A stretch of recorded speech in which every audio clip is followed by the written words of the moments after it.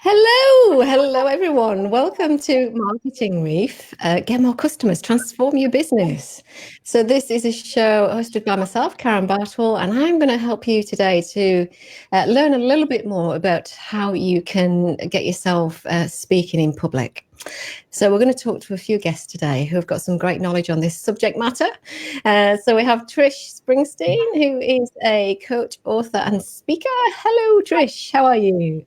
Hi, Karen. I'm awesome. Good job. We also have Viv Temple, who is an educator, and is going to talk to us too about some of the things you can do. And also Sharon Davies, who is a sales coach. Hello. Hi, everybody. How are you doing? It's awesome to have you with us today. It really is. Thank you. I'll get you to introduce yourself a little bit more, just so that you are more familiar with the audience if they've not met you before. So, Sharon, do you want to talk to us about who you are, where you are, and what you do? Okay, where am I? Well, I'm actually based on the Gold Coast, and I'm a sales coach and an expert. I've been doing that for 28 years in the sales industry. So I've always traveled around Australia. Flown galore, done enough flying, but anyway, I'm based on the coast and I help people, I teach people how to sell. I also help to do sales strategies, and I work with CEOs, MDs and business owners to help get their product out there. Great stuff, awesome. And Trish, tell us about you, where you are and what you do. Hi, everyone. Well, I'm from Caboolture South, which is just north of Brisbane. It's a brilliant sunny day here. And my favourite topic, of course, is getting known, being seen, specifically with speaking. And I work with you to help you have the confidence and self-belief to make speaking easy so that you can make it easy for your clients to find you. So I'm all about empowering introverts, working with advocates and authors, and getting out there and getting the people that we need, which is our clients. Yes, absolutely. Absolutely. And Viv, tell us a little bit about you, where you are and what you do. Well, I'm just south of Gympie. That's where I've lived for nearly 20 years now, and it is beautiful here as well. Lovely day after all the rain. My story is I have been a teacher for, I tell people, about 150 years. But it is just over 30. So I've been a high school teacher, so I know about tough audiences. Yeah. I have always loved learning, and my learning has led me to be able to create online courses. So now I still teach the teenagers, love them, but I'm also helping people to follow their passion so that they can create an online course to help other people. Awesome. That's great. That is awesome. We're all in Queensland today. That's awesome. That is really good. So we've all got the same weather pretty much, which is great. So we are talking today, as I said, about public speaking as a method as a marketing tactic, basically, to help you to get yourself out there, like Trish says, be seen and get known and let people see you. You let people in, trust you. So first off, we're going to talk about some of the benefits, the gains that you can get from being out there, from public speaking. And then afterwards, we'll talk about, how do you do that? What's the best ways of getting yourself out there in the public domain and letting people see you? So do you want to talk us a little bit through that, Trish, in terms of your experience of what are some of the gains and benefits that people can get from public speaking? Awesome, Karen. Look, one of my favourite quotes is by Sir Richard Branson. And that quote is, if real estate is all about location, location, location, then business is all about communication, communication, communication. Now, public speaking underpins communication. It's the tip of the communication iceberg. It really is, and I've been saying this for over 20 years, it's the foundation of everything you do. If you think about it, you want to talk to clients, you need to be a public speaker. You want to talk on videos, speaking skills are going to get you to be able to do that. You want the opportunities to have interviews, podcast interviews, TV interviews, journalist interviews. The skills that you get in your public speaking journey are going to help you to get there. One of the biggest issues we have in business is miscommunication. And miscommunication really affects you in terms of time, productivity, money, and especially credibility. So if we can overcome the miscommunication by fostering our speaking skills, it will help us foster our business. And everything you learn on your public speaking journey is completely transferable to your business. Absolutely. So Sharon, being in business and traveling a lot and training people, teaching people in sales, what kind of things have you picked up that people can actually gain from getting out there and using the voice to speak to people? Yeah, I think it's having that strategy, and it's definitely something that I definitely help and teach people. But it's like what Trish said, it's about building confidence. So from a sales point of view and for business owners, they need to be able to deliver that message. And the best thing is to talk about it. And like what Trish said, it's about doing videos. It's about being seen. And the more you do that, the better you get at that. And I think that once you pick a topic, and it's got to be a topic that's relevant as well. A lot of the clients that I teach in there, it's all different industries. So as I said to them, like when you go out there to talk, pick a topic that's relevant and on point. That's really, really important. And that do the research before you go and talk to the people. And I think that does help.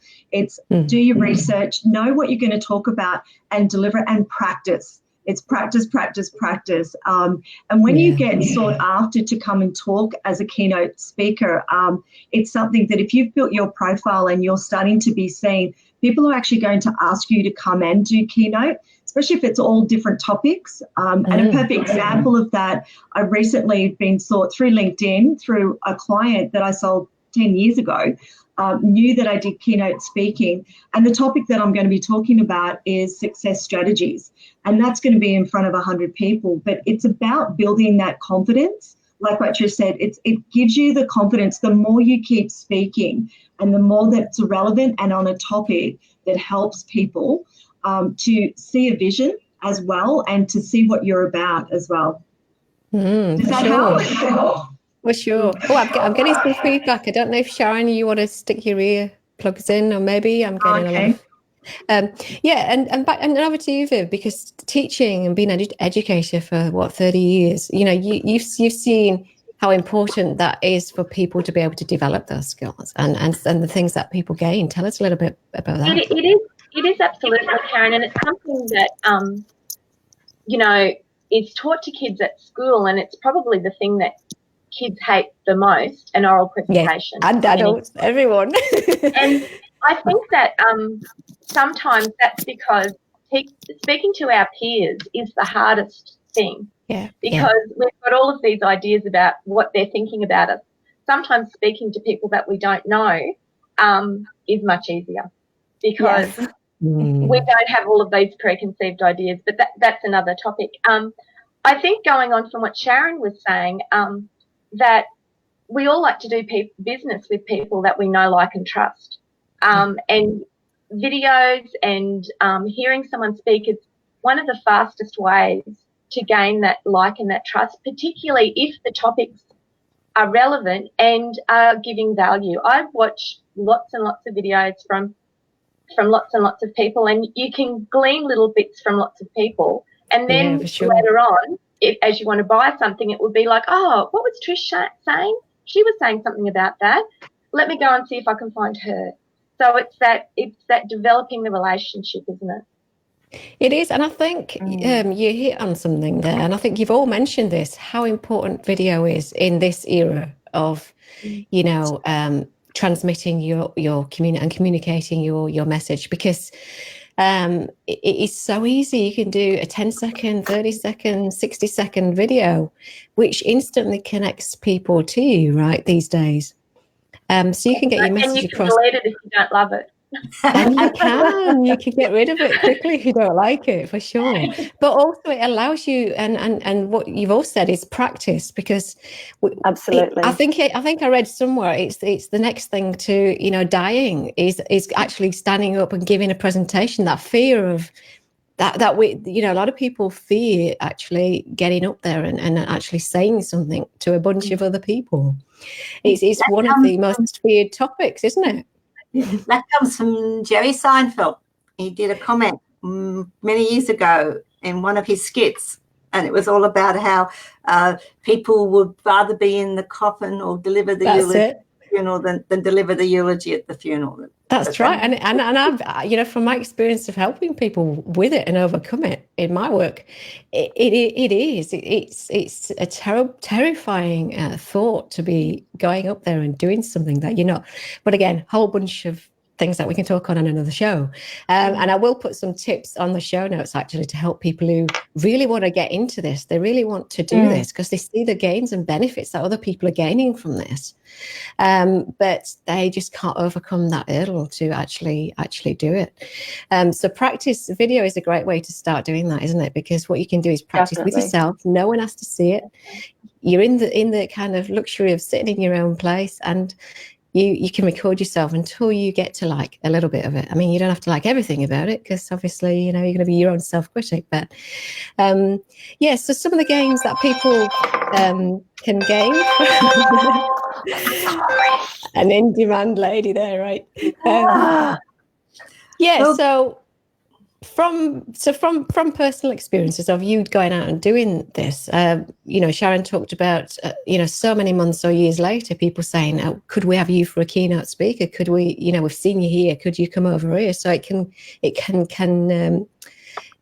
can move fairly fast if you've done something well somewhere for other people to see it and say, look, I need somebody for that in my place. Or, do you do this? Could you talk about that? And but if you're not out there in the first place, that doesn't happen, right? Well, if people can't find you and see you, it doesn't matter how good a book, product, service or business you have, whether it's online or whether it's bricks and mortar, they're not going to be able to come and buy your service. Can I just share you a bit about the public speaking?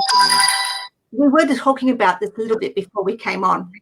It is a big myth. When people hear public speaking, they immediately think of the stage. They immediately think of hundreds of people in the audience, of getting up there and presenting.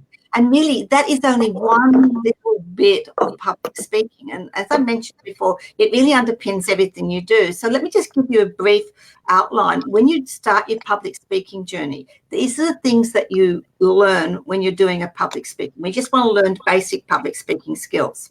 You learn how to decide what it is you want to share with these particular people at this particular time in this particular moment.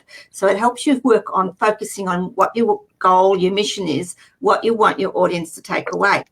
In business, you need to know that. You need to know your mission, your vision, and what you want to be able to do. It shows you how to structure a presentation. Take that to your business.